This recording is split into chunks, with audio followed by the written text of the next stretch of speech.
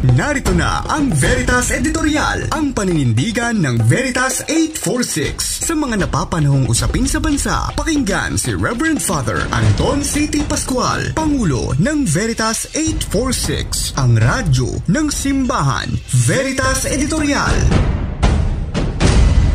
Mga kapanalig, natapos noong isang linggo ang ika-19 na Conference of Parties o COP29. Ang COP ay taunang pagpupulong ng mga opisyal ng pamahalaan ng iba't ibang bansa sa buong mundo. Kinatawan ng mga NGO, non-government organizations at eksperto mula sa mga bansa pumipirma sa United Nations Framework Convention on Climate Change.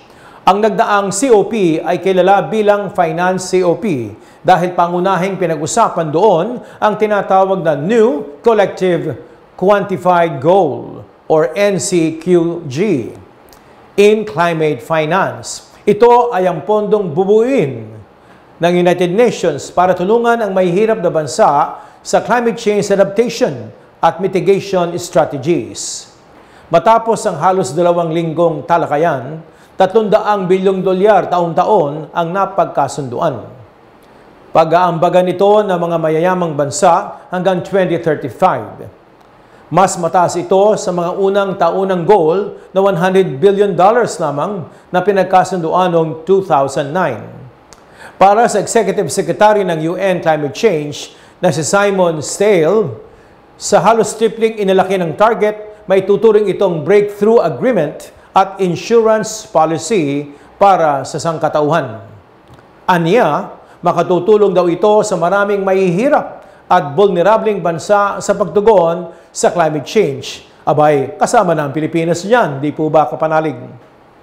Pero para sa mga bansang benepisyaryo ng pondong ito, insulto ang taunang $300 billion kumpara sa laki ng kinakaharap nilang suliraning dala ng krisis sa klima. Kabilang sa mga bansang ito ang Alliance of Small Island States o mga bansang namimiligrong lumubog dahil nga sa patuloy na pagtaas ng tubig karagatan. Alam niyo po ba yan? Ang least developed countries, kasama tayo dyan, o ang pinakamahihirap na bansa na may maliit na resources para harapin ang mga kalamidad.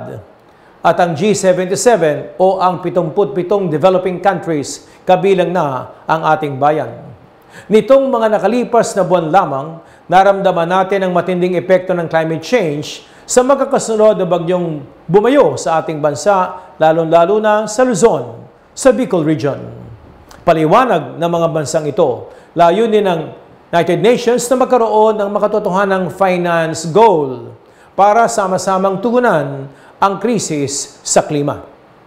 Ang mungkahi nitong goal ay $1.3 trillion taon-taon. Kaya sa $300 billion, ang tanong nila, biro ba ang kanilang pinagdaraanan sa dami ng namamatay at ari-arian taong-taong nasisira? Aba, hindi biro ang matitinding epekto ng climate change. Anila, kung isaalang-alang ang inflation rate, mas maliit pa ang tinakda sa unang $100 billion kada taon na pinagkasunduan mahigit isang dekada na ang nakakaraan. Kaya kapanalig, ayon nga sa Greenpeace Philippines campaigner Virginia Binoso-Lorin, pagtataksil ito sa climate justice at sampal sa may hirap na bansa. Kinaladkad daw tayo sa isang krisis na sa totoo lamang ay bunga ng mga gawain ng mayamang bansa, katulad ng paggamit nila ng maruruming pinagkukunan ng enerhiya tulad nga ng fossil fuels. Para kay Bishop Jerry Alminaza ng Diocese of San Carlos, hindi lamang ito policy oversight, kundi isang moral failing din. Ang bagong climate finance goal ay may tuturing na kabiguang piliin ang tama at mabuti. Aniya, the time to end fossil fuel dependency is now. The time to deliver climate finance commitments is now. Anything less is a betrayal of our responsibility as stewards of life. Sang-ayon ang sinabi ni Bishop Alminaza sa mga panlipunang turo ng Santa Iglesia o Catholic social teaching na itinalaga tayong mga tao bilang tagapangalaga ng ating bansa. at ng ating mundo at ng pamayanan. Hinahamon tayo ng Genesis 2:15 na pagyamanin, pangalagaan ang mundo. Magagamit ang mas malaking pondo para isalba ang naghihingalo nating mundo at para mabigyang katarungan ng mahihirap na bansang sumasalo sa mga matitinding epekto ng krisis sa klima tulad nga ng ating bansa. Pero hindi ito ang nakamit sa COP29. Mga kapanalig, katulad ng sinasabi sa Laudato Si, isang Catholic social teaching ni Pope Francis, ang totoong ecological approach ay palaging social approach. Kailangang isaalang-alang ang katarungang panlipunan upang marinig natin ang pag-iyak ng mundo at ang pagtangis ng mga dukha, ang palaging biktima ng anumang sakuna. Nasa gitna ng krisis ang ating planeta. Lalo-lalo na ang sentro nito ang mga mahihirap. Hindi po ito biro. Dapat seryoso po nating harapin ang hamon ng climate justice.